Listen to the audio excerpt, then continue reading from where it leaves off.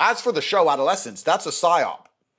And the reason it's a psyop is because masculinity is directly under attack, because it's masculinity that's going to resist the enslavement that's coming from the United Kingdom and most of the Western world. Let's actually cut the bullshit for 5 seconds. People are dying in England, and the reason the streets are not safe for men or women in England, the reason there is stabbing in England, the reason there are watches being stolen in England, the reason London's a shithole is because of migration. That's the bottom line. So what do? They come and say, oh, look at this little white boy, this little white native English kid who's a problem. Because Andrew Tate highlights the real issue.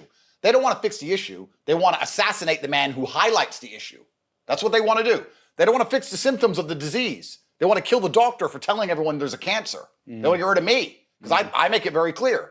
If you look up any of the people who have been stabbing and killing below the age of 15, they're either brown like me or black. I'm not racist, I'm brown.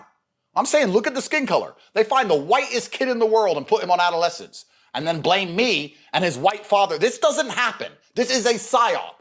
It is a deliberate psyop. Since when does a Netflix show get the prime minister and the parliament and the whole matrix system behind it trying to push it out there to everybody? Why? Because they're going to try and convince the people at home that the native people of the UK, the people who have a right to their land, the people whose grandfathers died in a ditch to protect that land, they're going to try and convince you that you are the problem, while opening up the border to people from God knows where with no passports, from war zones, who turn up with criminal intent. And they're going to try and say they're not the problem, you are. We need more migration. They want to replace every single white British person with someone from God knows where. It's no longer England then. And to do this is part of it. If you mention these things, like I am doing right now, you will catch a criminal conviction. They will put you in jail. What I am saying now is a criminal case. And I know it. And they can't stand that I don't give a fuck. Add it to the list of criminal convictions. Put me back in jail. I don't care.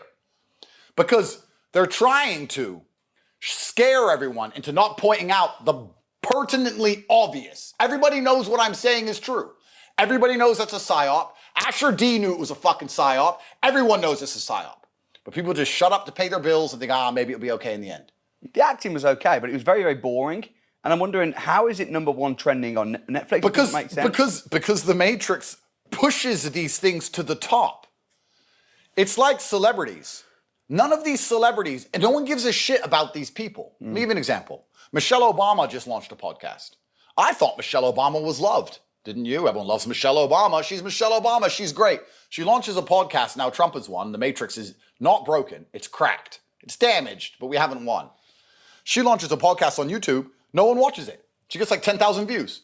I thought Michelle Obama was loved. No, the Matrix pushes her to the front, pushes her to the top, tries to convince you she's loved. That's what they do. They look at things and they choose the narrative. If you say things they don't like me, they ban you.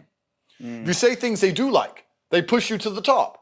If I was pro-transsexual and pro-immigration and all these crazy things, I'd be the most popular person in the world. They'd put me everywhere. So they deliberately rig the algorithm to try and convince everybody that this show is worth watching, because there's a big problem in the UK. There's a huge problem in the UK with young white boys walking around with knives stabbing each other. I'm sure you've seen it. It's young white kids. It's all the young white kids in London stabbing each other. You've seen that, right? I mean, I live in Beaconsfield, so I don't see stabbings. I'm half black, half white. This is just obvious. It's not about being racist. It's about sitting and saying, okay, there is a problem with the black youth in London.